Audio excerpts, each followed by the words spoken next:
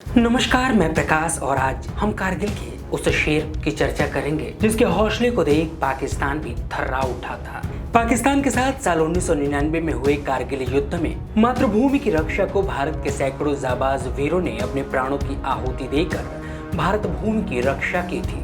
वहीं इन वीरों में एक नाम परमवीर चक्र विजेता शहीद कैप्टन विक्रम बत्रा का भी है। ये वो नाम है जिसको भारत कारगिल का शेर भी कहता है। इसका अर्थ सीधे तौर पर ऐसा वीर है जिसके सामने हर कोई घुटने टेक दे और जो मौत से आंख मिलाने से भी पीछे न हटे।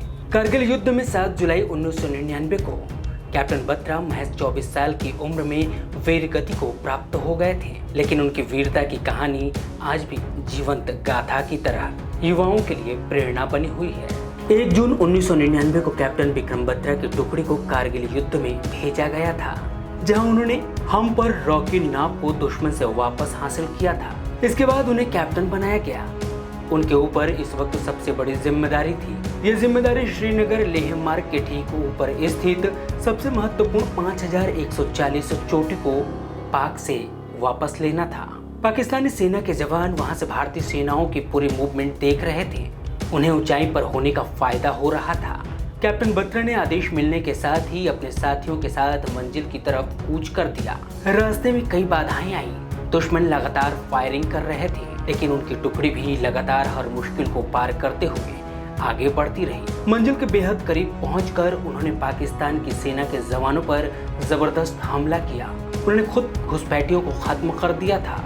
वहीं 20 जून 1999 को सुबह 3:30 पर इस चोटी को उन्होंने अपने कब्जे में लेकर तिरंगा फहरा दिया। इस जीत की जानकारी उन्होंने अपने रेडियो सेट के जरिए अधिकारियों को दी तो वो झूम उठे। उस वक्त उन्होंने कहा था कि ये दिल मांगे मोर। इसके बाद उनके कहे ये 3 शब्द बार बार जवानों ने दोहराए। अगले दिन चोटी 5140 में भारतीय टुकड़ी के साथ विक्रम बत्रा और उनकी टीम का फोटो मीडिया के सुर्खियों में छा गया। उन्हें कारगिल का शेर कहा जाने लगा। उन्होंने एक बार कहा था कि वे वापस जरूर आएंगे। यदि जिंदा नहीं आ सके तो तिरंगे में लिपट कर तो जरूर ही आएंगे। पॉइंट 5140 पर कब्जे के बाद उन्हें पॉइंट 4875 को कब्जे में लेने की जिम्मेदारी सौंपी गई। उन्होंने अपनी जान की परवाह न करते हुए लेफ्टिनेंट अनुज नैयर के साथ मिलकर कई पाकिस्तानी सैनिकों को मौत के घाट उतार दिया। वे जीत के काफी करीब थे, लेकिन तभी उनके साथ मौजूद लेफ्टिनेंट नबीन पर गोलियों की बौछार होने लगी।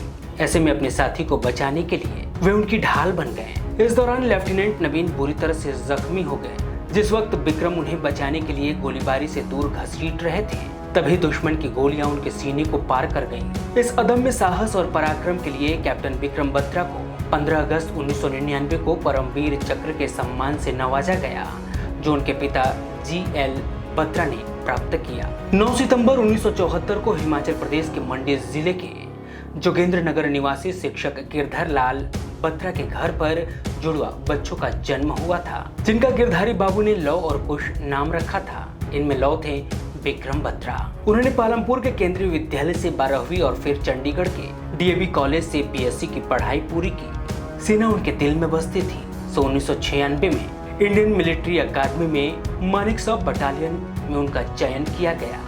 SSB इंटरव्यू में उनके साथ कुल 35 लोग चुने गए थे। यहाँ तक कि IMA में जाने को उन्होंने पोस्ट ग्रेजुएशन भी अधूरा छोड़ दिया था। ट्रेनिंग के बाद उन्हें जम्मू कश्मीर राइफल यूनिट श्योपुर में बतौर लेफ्टिनेंट नियुक्त किया गया। कुछ समय बाद उन्हें कैप्टन रैंक दिया गया।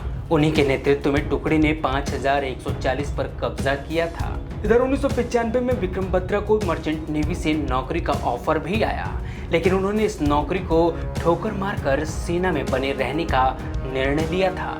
ब्यूरो रिपोर्ट, प्रभात वार्ता।